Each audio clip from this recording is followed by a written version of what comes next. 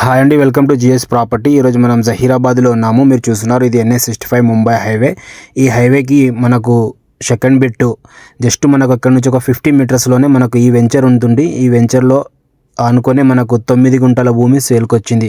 ఎవరైనా farm house లాంటి properties చూసేవాళ్ళు చూడండి, ఈ వెంచర్కి ఆనుకొని మనకు 9 గుంటల భూమి సేల్కి వచ్చింది. ఈ వెంచర్ వచ్చేసి మనకు గిరిధరి వెంచర్ ఉంటుంది. ఇది ఆల్రెడీ ఫుల్ డెవలప్ అయిన వెంచర్, DTCP లేఅవుట్.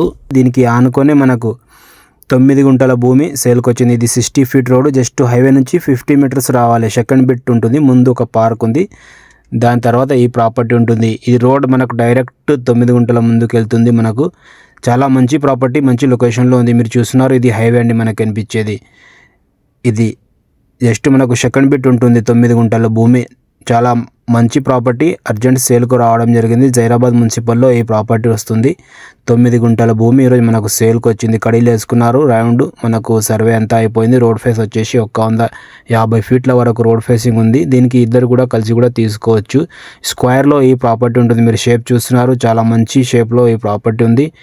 ప్రజెంట్ అయితే ఇందులో మొత్తం సర్వే చేసుకొని కడీలు వేసుకున్నారు. ముందు మనకు నార్త్ ఫేస్ వస్తుంది. ఫేస్ వచ్చేసి వెంచర్కి ఆనుకొని ఉంటుంది ఇది ప్రాపర్టీ. మీరు చూడొచ్చు, వెనక మనకు అగ్రికల్చర్ చేస్తున్నారు. దీని కాస్ట్ వచ్చేసి వీళ్ళు 9 లక్షల గుంట అంటున్నారండి. లైట్గా నెగోషియబుల్ ఉంటుంది, ఎక్కువ నెగోషియబుల్ కాదు.